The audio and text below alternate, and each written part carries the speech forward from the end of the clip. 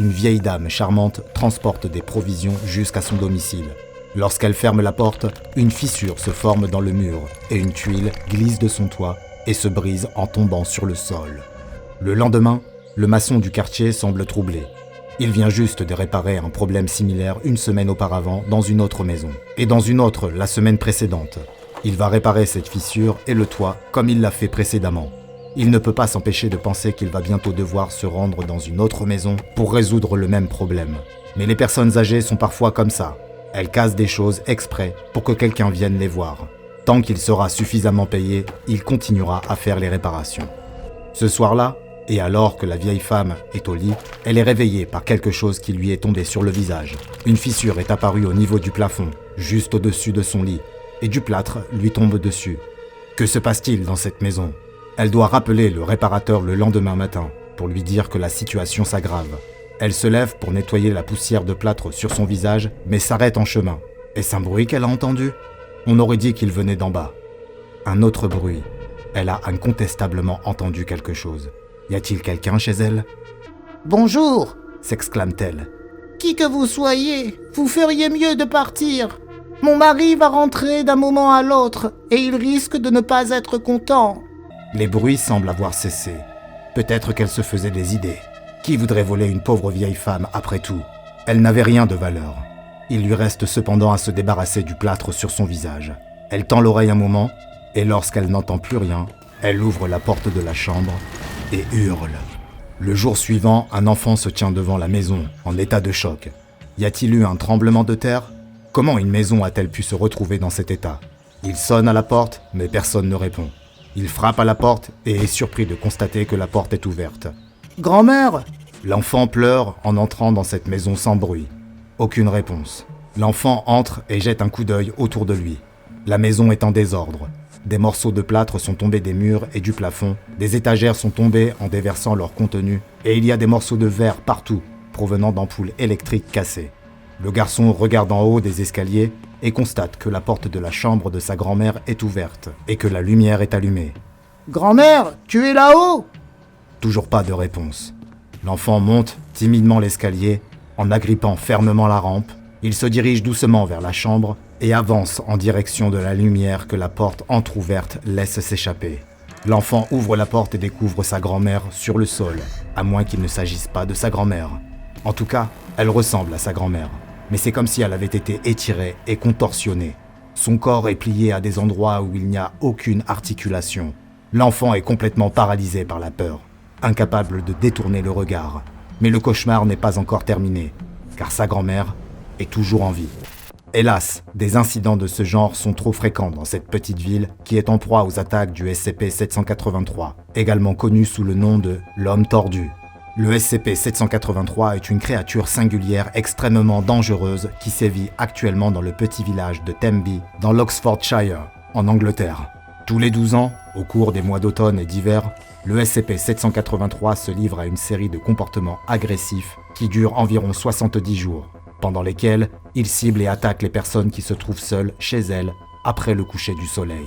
Les personnes prises pour cible par le SCP-783 verront la structure de leur habitation se détériorer rapidement, causant des dégâts et engendrant des problèmes en termes de sécurité. Ces problèmes apparaissent souvent sous la forme de fissures à l'extérieur du bâtiment, ce qui donne au bâtiment une apparence déformée. Malheureusement, bien que la Fondation SCP connaisse à la fois le lieu et les périodes au cours desquelles le SCP-783 opère, elle n'a pas pu jusqu'à présent prévenir la moindre attaque.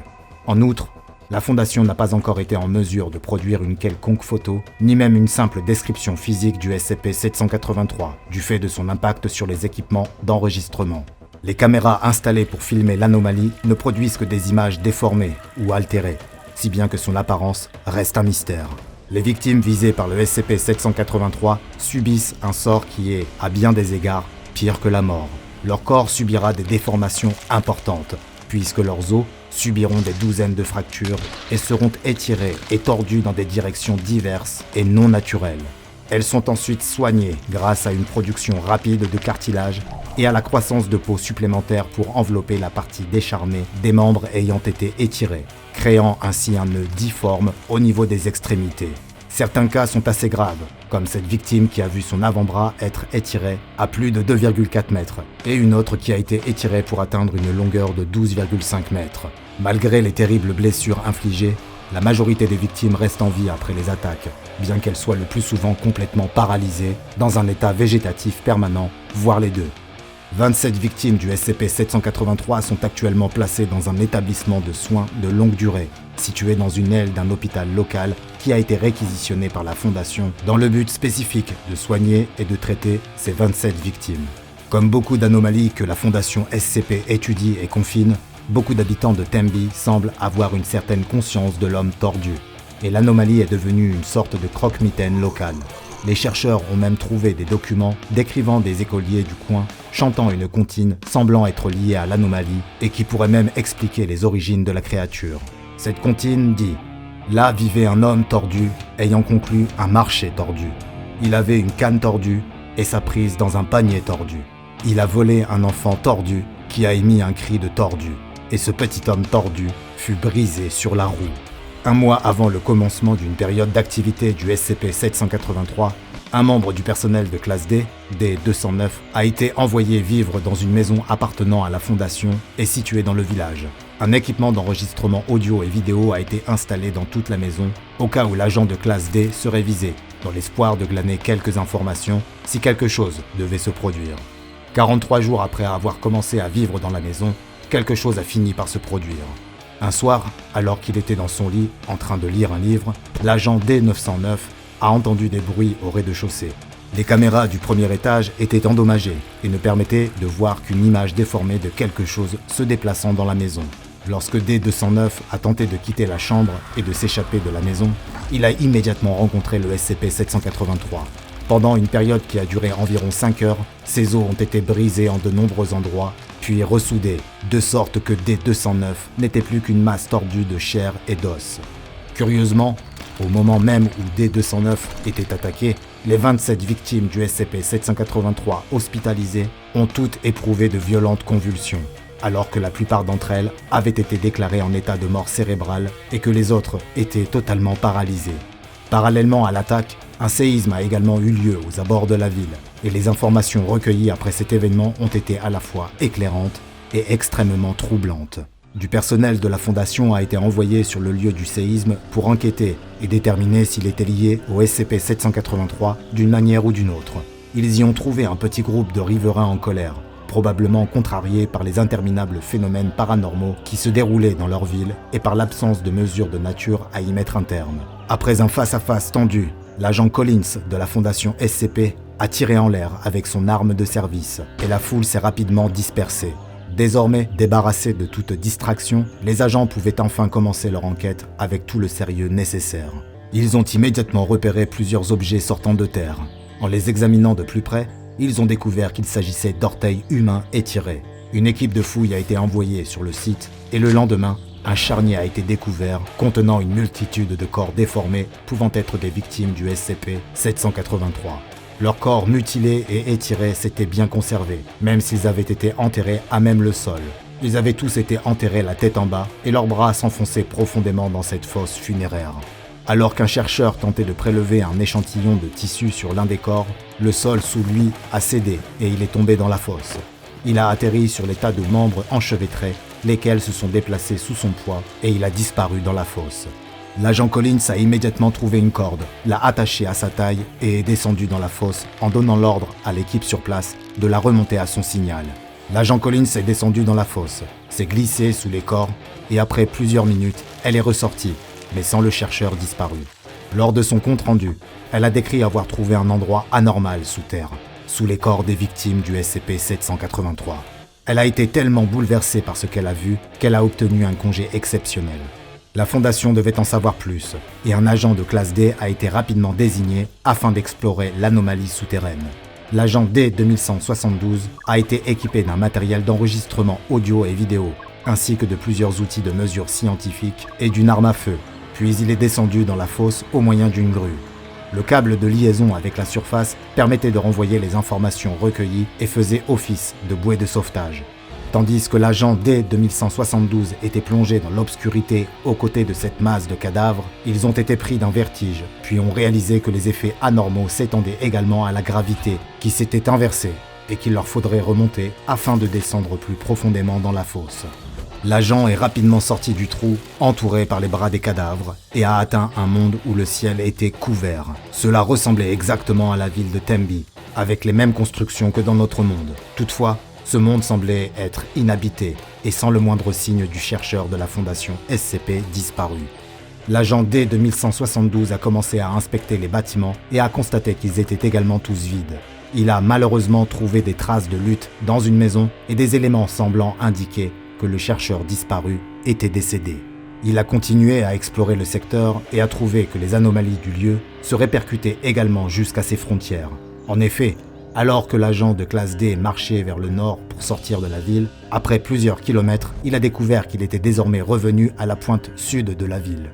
L'agent D-2172 a reçu l'ordre de revenir au point d'entrée, mais alors qu'il marchait, il fut soudainement bloqué par le corps déformé d'une victime du SCP-783 qui s'étendait en travers de la route devant lui.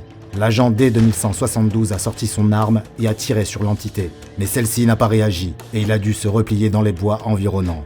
Après plusieurs minutes, il s'est arrêté pour se reposer, quand il a repéré autre chose. Au loin, l'agent de classe D a aperçu ce qui paraissait être un bouleau blanc géant, et il s'approchait de lui. À mesure que l'arbre vivant s'approchait, il est devenu évident que ce n'était pas du tout un arbre. Ce qui semblait être des branches étaient des doigts allongés et osseux qu'il utilisait pour marcher. Les longs doigts en forme de branches partaient du sommet de l'arbre et l'agent D-2172 pouvait déceler d'où ils provenaient. Ces branches étaient en fait les doigts étirés du chercheur disparu de la fondation SCP. L'agent D-2172 se retourna et se mit à courir, mais l'arbre vivant géant l'a poursuivi jusqu'à la ville. Il a ouvert le feu sur la créature dès qu'il en avait l'occasion, mais n'a pas pu l'arrêter.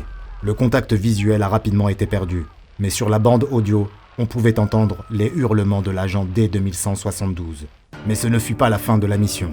L'équipe sur place a été surprise de constater, après plusieurs heures, que la corde de sécurité avait été tirée 2 fois, ce qui était le signal indiquant qu'il fallait le remonter.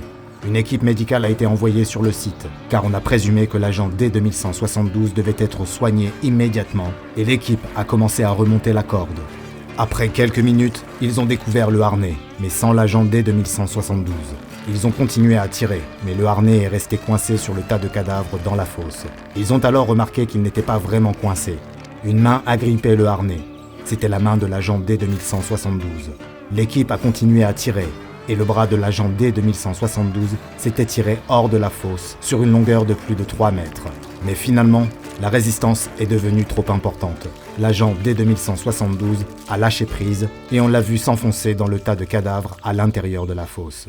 À la suite de cette mission, il a été décidé que seules des équipes d'opérations spéciales et des groupes de travail mobiles seraient mobilisés pour explorer cette dangereuse anomalie à l'avenir.